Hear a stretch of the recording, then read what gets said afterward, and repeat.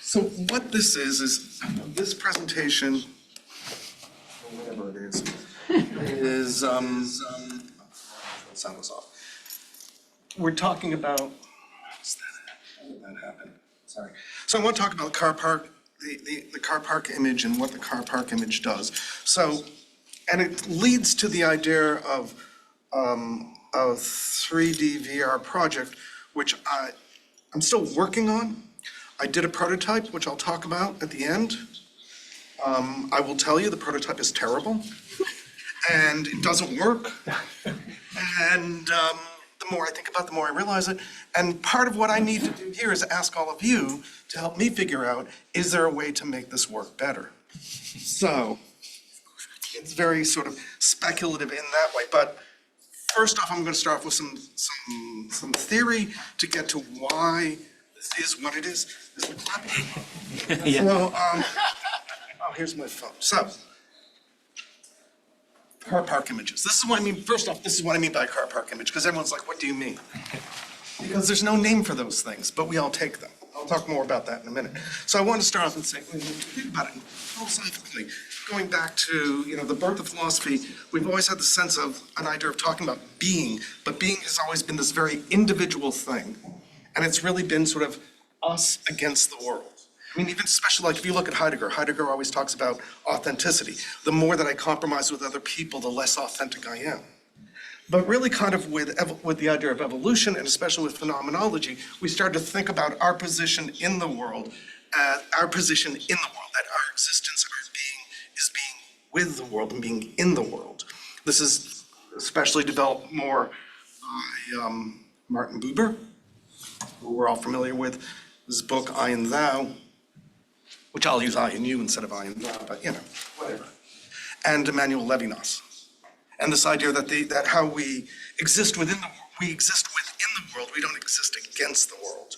And that way of seeing ourselves is very fundamental. It isn't just that it's fundamentally different, but I contend also it's very fundamental to the way that we understand media. So here we're seeing ourselves as losing our authenticity every time we have to compromise with something in the world. Here, what I'm trying to say is we now are starting to understand, especially out of phenomenology, that our existence, our sense of being and self is developed through our interactions within the world. It's that being with others is actually what makes our self exist, as opposed to we have a fully formed self that's in competition with the world. So now we relate, and how do we do this? What we do is we relate to the world. And this is very much where Buber and Levinas come in, with this idea of dialogue, this idea of being with, this idea of the face-to-face, that we encounter things as equals. It's within that relationship, because Buber used very much this I, you, and I, it, coming out of Kant. And the idea is if it's I, it, we deal with something as just something that I can manipulate, and it's mine, and I do whatever I want with it, and there's no dialogue. But IU is very much about the idea that we confront and we grow and we become what we are through those interactions. And now with media, I contend, and I have over many years here, that use media, it enhances this relationship. We can say it enhances this relationship. I see what the problem is. The problem is that this has sound too.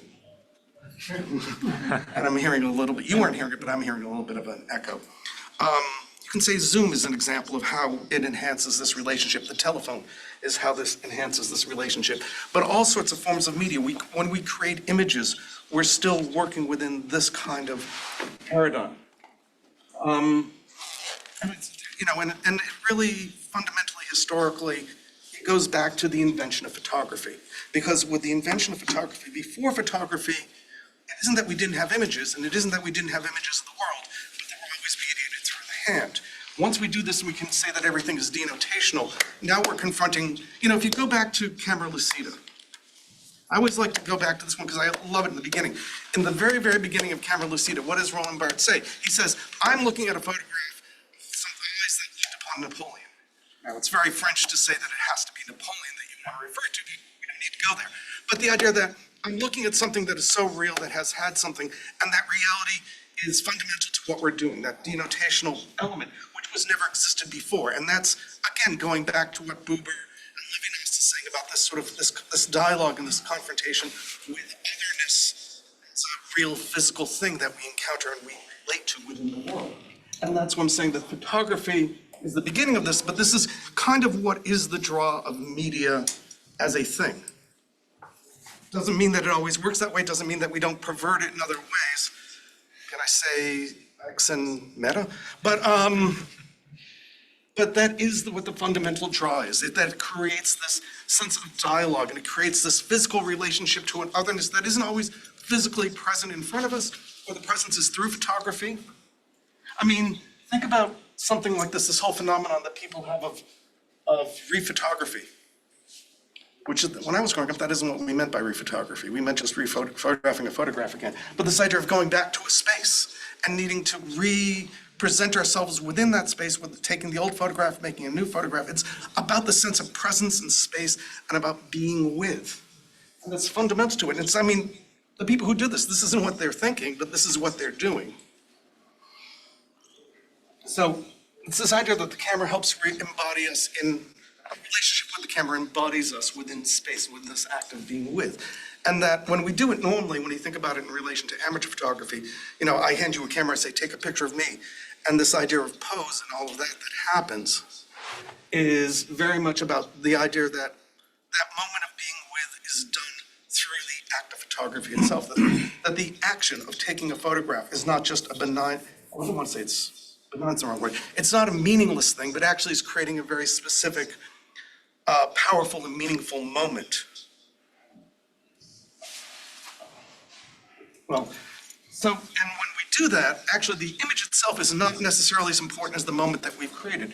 This is the record of what it is, but that isn't what it is. And really what we're doing is I'm creating a moment, I pick up a camera, I take a picture of you, we have a relationship, you are very conscious of how you're posing, which is also another thing when you read a lot of critics, again, if I go back to Roland Barthes talks about the idea of the pose as being something that you do against me, as opposed to that we do it together. But what we're doing is we're creating a relationship. In theory, the photograph is some point here in space in between him and me, but we're actually creating a space. We're creating a relationship in not just in time, as capturing a moment that we'll look at later, but we're actually creating a relationship in space. That's why I wanted to go to the car park image, because I'm doing the same thing, but there are no people.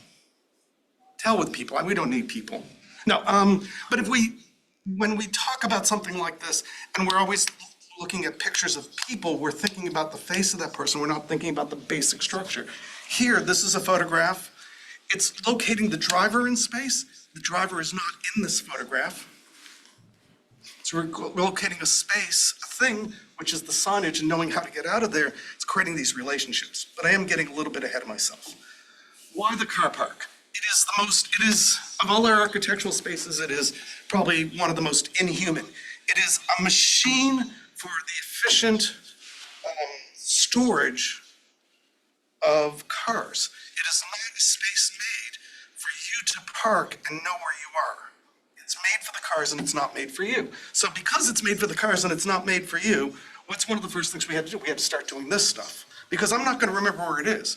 If I park on the street, I can remember because there's all sorts of landmarks to remind me where I am.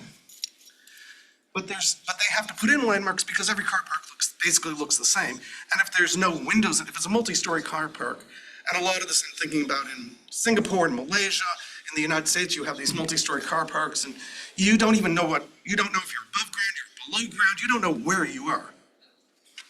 And sense of reality has disappeared. And so we have to do some things to let us know what that is. So, the sense of memory. Normally when we remember things, we can remember things in time, but we remember things in space, and we generally do by attaching some sort of landmark. And we've lost that. And this is the closest thing, and that's not really a very memorable landmark. So we need something. So we use photographs. So what do? And it's really interesting. What we do is we park, I'm sure most of you have done this. You park somewhere, either you or someone else takes a photograph like this to say, where are we? So we can remember. One of the things that's interesting with it is you do that, and then the question is, do you refer back to the photograph, or has that act actually enhanced your memory, emphasized in your memory enough so that you don't need to refer back to it? And I think some of that may relate to how big and how complex the car park itself is. And these are all images of car parks in Malaysia, and there are these huge car parks where you easily get lost. So that's why, in relation to the car park, this is why we need to take these pictures. But it's interesting because they're pictures that we take, they don't have a traditional aesthetic, like if you think about group portraits, we have an aesthetic and all this. We don't have any language for this. This is why I find it really interesting. It's like, this is an incredibly common thing. We all probably have dozens of these pictures on our phone, and yet we have no language for it. I've never seen anyone else write about it, which probably means I just haven't found the right articles. But, think about that.